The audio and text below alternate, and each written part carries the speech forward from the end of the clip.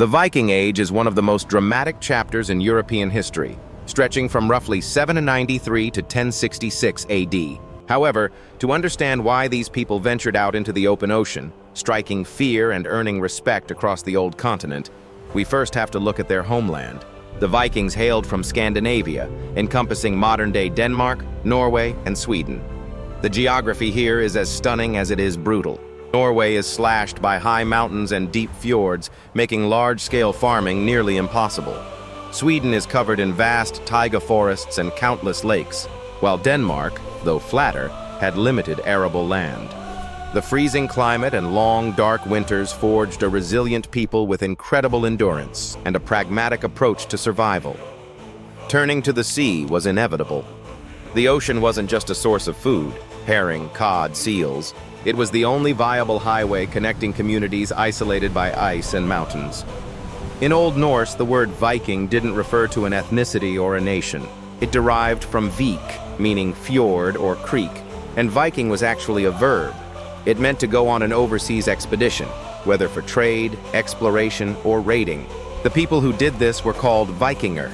Most of the time, the Norse people were just ordinary farmers, herders, blacksmiths, and fishermen.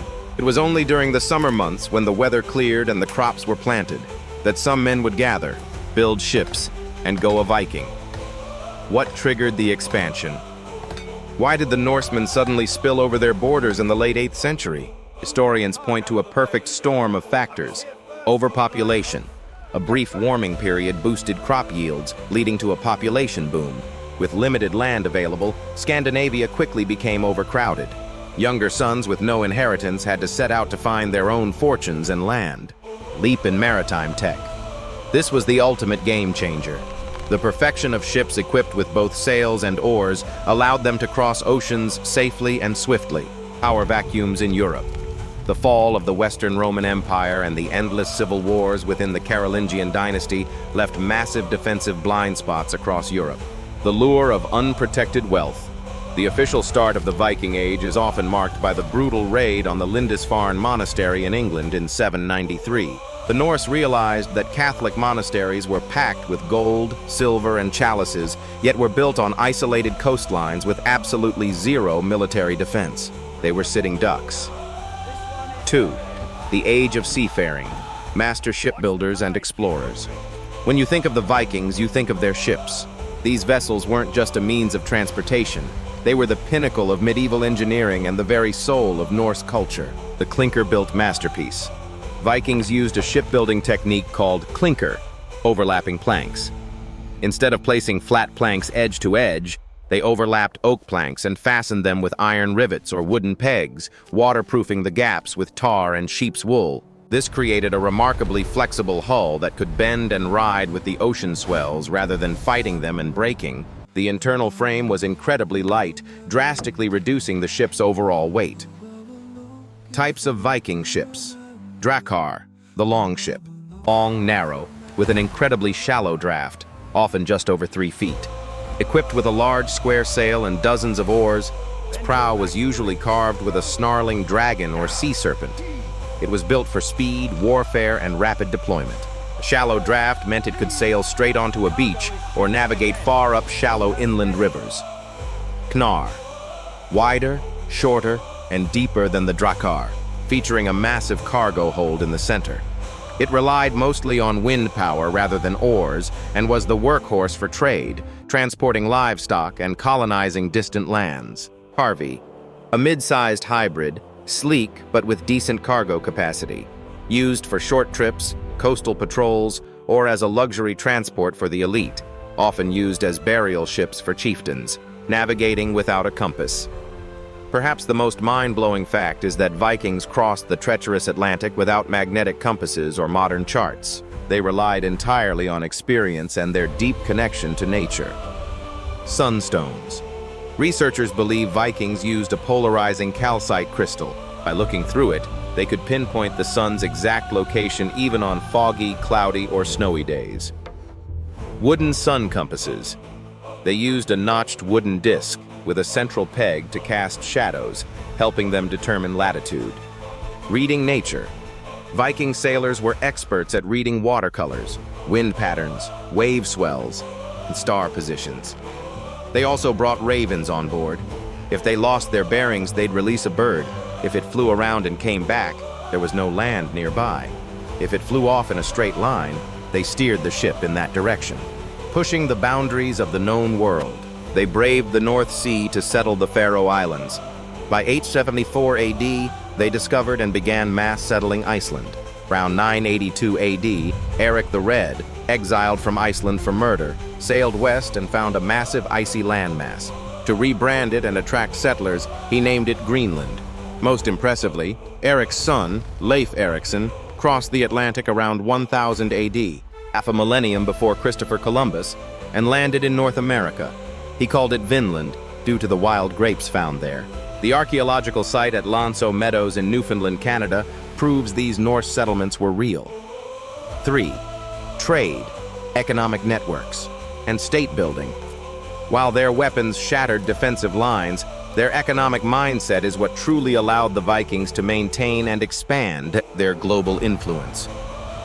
The two highways, west and east.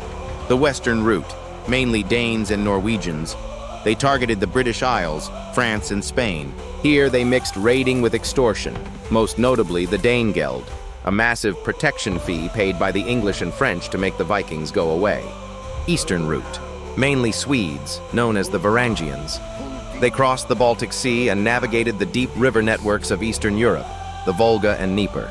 Their main goal wasn't raiding, but establishing trade routes to the wealthiest empires of the time, the Byzantine Empire and the Abbasid Caliphate in Baghdad, global trade hub. At bustling trading towns like Hedeby, Denmark, Birka, Sweden, and Kaupang, Norway, goods from all over the world changed hands. Exports: rare furs, Baltic amber, walrus ivory, a luxury substitute for elephant ivory, honey, hunting falcons, and high-quality iron weapons. Slavery, the thrall trade, was also a massive industry. Anyone captured in a raid could be sold in Dublin or shipped all the way to the Middle East. Imports: silk from Central Asia, exotic spices, pottery, and literal tons of Arabic silver coins, dirhams. Thousands of buried Viking hoards containing Arabic silver have been unearthed in Sweden, from raiders to rulers. Kievan Rus, Swedish Vikings, Varangians, led by Rurik united local Slavic tribes, controlled the river trade, and founded the Kievan Rus. Normandy, France. In the early 10th century, a Viking warlord named Rollo repeatedly besieged Paris. Realizing he couldn't just fight them off, the French king, Charles the Simple, gave Rollo a chunk of northern France. That land became Normandy. The Danelaw. The Danes conquered roughly half of England, establishing the Danelaw. Dublin, Ireland. Contrary to popular belief, Dublin wasn't founded by the Irish. It was built by the Vikings, originally starting as a slave market. 4. Combat techniques, weapons, and the Berserkers. The terror the Vikings instilled wasn't just about surprise amphibious assaults. It was about their lethal skill and uncompromising battlefield psychology.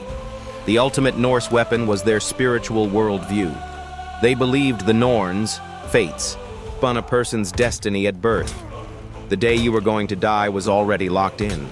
Only those who fell in battle were chosen by the Valkyries to enter Valhalla, Odin's great hall, where they would feast and fight every day to prepare for Ragnarok. The arsenal, the battle axe, the ultimate Viking symbol. Axes were cheap, easy to forge. The sword, status symbols. The most legendary were the Ulfbert swords, forged from high-carbon crucible steel. Tactics and special forces, the shield wall, Skjaldborg. The Vikings were highly disciplined.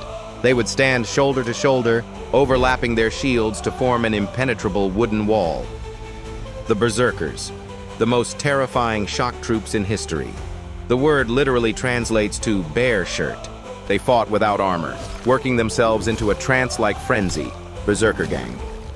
Foaming at the mouth, biting their shields and ignoring pain, they fought with superhuman strength. Modern scientists debate whether this state was induced by hallucinogenic mushrooms, deep spiritual hypnosis, or a form of battle-induced PTSD. Shield maidens. While warfare was heavily male-dominated, Historical texts and modern archaeology, like the female warrior grave in Birka, Sweden, prove that women fought too. Known as skjaldmær, these women commanded ships and wielded elite weapons right alongside the men. 5. Social structure, daily life, and Norse religion. Beyond the blood and iron, Viking society was surprisingly democratic, legally structured, and rich in art and poetry. The three-tiered society: Jarls, nobility; the wealthy elite who funded raids; Carls, freemen, the backbone; thralls, slaves, the lowest rung; the thing, proto-democracy. Held outdoors, all free men gather to pass laws. Viking women, ahead of their time. Norse society gave women freedoms unheard of in the rest of Europe. Norse mythology, the world tree and the gods. They believed the universe consisted of 9 realms, all held together by the branches of Yggdrasil, led by Odin, the one-eyed god of wisdom, and Thor, the hammer-wielding defender of humanity. The gods were divided into 2 main tribes, Aesir and Vanir. At the core was Ragnarok, the twilight of the gods. They believed the universe would be destroyed in a catastrophic war between gods and chaos. The decline of the era, Christianization, and enduring legacy. Why did the Viking Age end? European fortification. Kings built stone castles and standing armies. Raiding was no longer easy. Centralization at home. Kings emerged, uniting nations. The Christianization of the North. Valhalla was replaced by heaven. 1066, the final curtain. King Harald Hardrada launched an invasion of England. At the Battle of Stamford Bridge, Hardrada was killed by an arrow to the neck, an immortal legacy. Language: sky, window, law. Tuesday, Wednesday, Thursday, Friday, named after Norse gods. Bluetooth is named after King Harald Bluetooth. The Vikings remain an immortal symbol of untamed strength, wild adventure, and an unbreakable spirit.